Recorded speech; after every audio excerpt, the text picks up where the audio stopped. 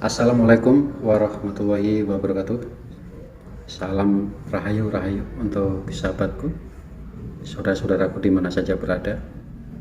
Baik, sahabatku di mana saja berada. Hari ini saya akan membahas mengenai para Habib yang ada di Indonesia, yang mana saat ini bukan semakin meredah tetapi semakin memeruncing. Jadi Habib itu awal muncul dari pasca kerusuhan Mei 1998 Mei.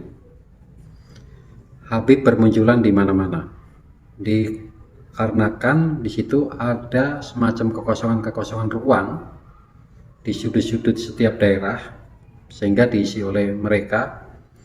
Dan mereka menggunakan organisasi yang namanya EPI.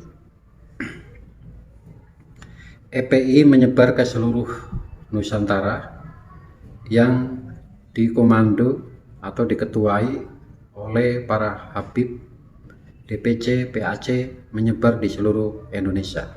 Mereka mengisi ruang-ruang kosong yang orang kita lalai. Mengapa tidak diisi? Mengapa dibiarkan? Sesungguhnya jika kita sebagai pribumi tidak membiarkan ruang-ruang kosong, maka mereka tidak akan bisa berkembang, karena keilmuan mereka tidak seberapa. Namun karena ada kekosongan, sehingga mereka bisa masuk ke ruang-ruang tersebut, menyebar ke seluruh Nusantara. Dan ini masuk akal juga. Saya menduga bahwa para Habib, yang mana beliau selalu membranding dirinya sebagai kasta tertinggi, karena mereka seperti mempunyai tujuan-tujuan terselubung yang kita semua tidak tahu. Kita bisa melihat dari mereka berorganisasi, mereka selalu menjadi ketua, dan selalu saja mereka menganggap dirinya paling tinggi. Kemudian kita orang Nusantara sebagai kasta yang rendah. Sebetulnya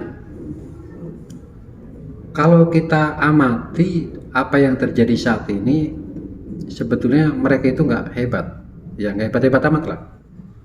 Namun lagi-lagi kita sudah ngedon duluan, sehingga kita tidak mau berpikir secara rasional bahwa guru-guru kita, ustadz kita, kiai kita, ulama kita jauh lebih hebat daripada mereka. Loh, kok bisa lebih hebat dari mereka? Iya, karena guru-guru kita mempelajari kitab, mempelajari Quran, agama, itu butuh waktu yang sangat lama.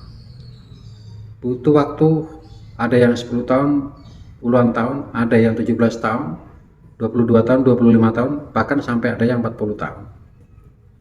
Artinya pengetahuan kiai-kiai kita, guru-guru kita tidak sembarangan.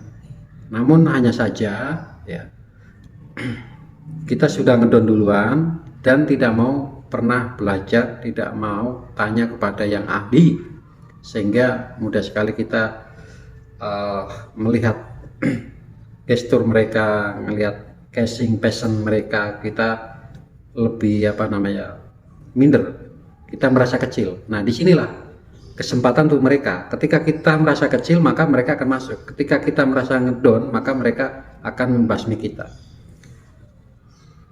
Dan sesungguhnya mereka bukan siapa-siapa, mereka nggak hebat-hebat amat. Contoh misalkan Habib Luffi. Habib Luffi kalau lagi bertausiah, mereka juga nggak pernah menukil kitab, menukil ayat-ayat yang bisa seperti kiai-kiai kita. Mereka nggak pernah. Mengapa nggak pernah? Karena memang mereka tidak menguasai tentang kitab. Hanya saja kita yang ngedon duluan, sehingga peluang untuk mereka. 1998 mereka mulai berkembang karena ada kekosongan pada waktu itu, sehingga mereka menyebar ke seluruh Nusantara pakai kendaraan organisasi EPI, dan disitu mulai mengguming. Kemudian mereka lupa karena tausiah mereka liar, tidak terkonstruksi, tidak tertata, tidak terarah, karena sebagian besar para Habib itu nggak ngerti tentang kitab. Sebagian besar yang para duria itu cuman mengandalkan suara besar, suara melengking, lantang, agar kita sebagai orang pribumi takut oleh mereka dengan suara-suara yang sangat lantang atau melengking. Nah, apabila kita cermati, kita simak secara dalam-dalam, mereka itu nggak ada ilmu, maka mereka gotong royong, bahu membahu, saling mengisi ketika ada acara dan segala macam, saling membantu, saling terkait, berkomunitas, bergotong royong, sehingga mereka seolah-olah besar, seolah-olah kuat, padahal jumlah mereka itu cuma secuil, tidak seberapa. Itu begitu. Maka kita tidak ada alasan kita takut. Kita sebagai pribumi jangan sampai diintimidasi, jangan sampai kita sebagai pribumi terusir dari negaranya sendiri, itu nggak lucu. Maka kita mulai berpikir secara cermat, ayo kita bersatu padu, karena Indonesia akan kuat jika kita bersatu.